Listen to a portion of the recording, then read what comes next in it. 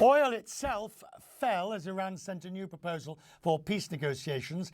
The US president reported he's not satisfied with the offer and that Iran's options are a deal or, in the president's word, blast the hell out of them. Meanwhile, an Iranian source is telling us Tehran is deeply distrustful of the US.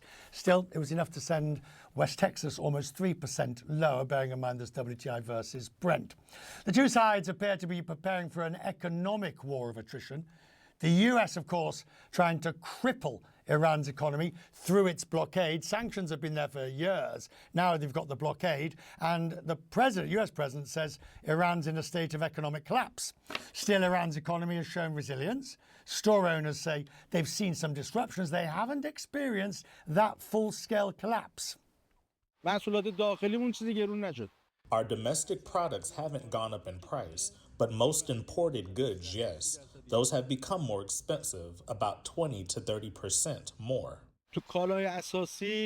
After the war, there hasn't been a shortage of essential goods, but there was a period when prices went up. Naturally, prices have changed. I can't say they haven't. But part of it could be people panic buying and stocking up at home. And part of it is that we've been through a war. So some price increases are to be expected. Now, Adnan Mazarei is the former Deputy Director of the IMF's Middle East and Central Asia, now Senior Fellow at Peterson. Good to see you, sir. Look, this is an economy that is well used to sanctions and trading, if you will, in strained circumstances. But aren't you even impressed at its ability to withstand this onslaught as a result of war? As you said yourself, Iran has been dealing with sanctions and has worked out mechanisms to circumvent them, be it for exports of oil, financing of imports. Naturally, as this year, things have gotten worse because of the war and because of the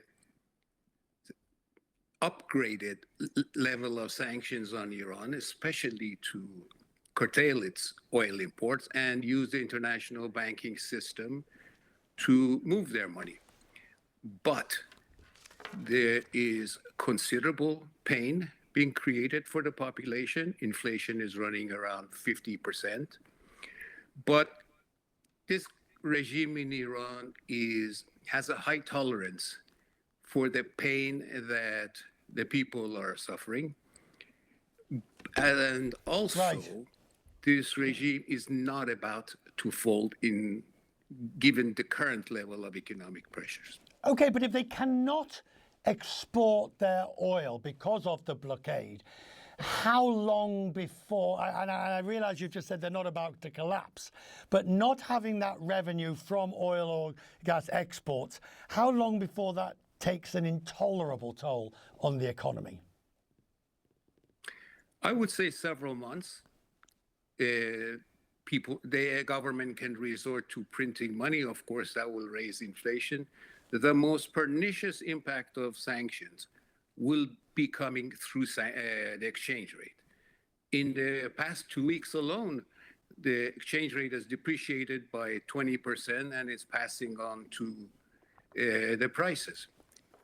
It is that pressure which may induce the government to change its stance on some things, but I don't expect it to.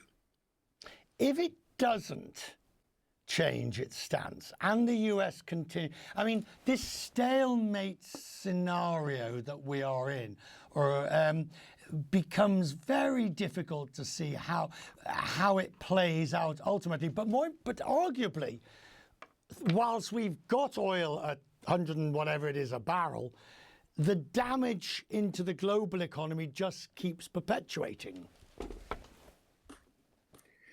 You're absolutely right. There is inflation in the US, but the US is not the country that's hurt the most.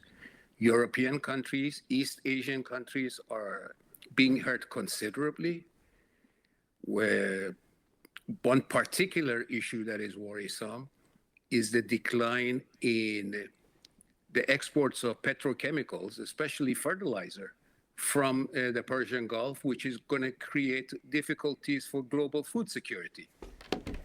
And we are seeing more and more reactions from the Europeans and the Asians. I'm grateful, sir. Thank you for joining us. I appreciate it. Thank you.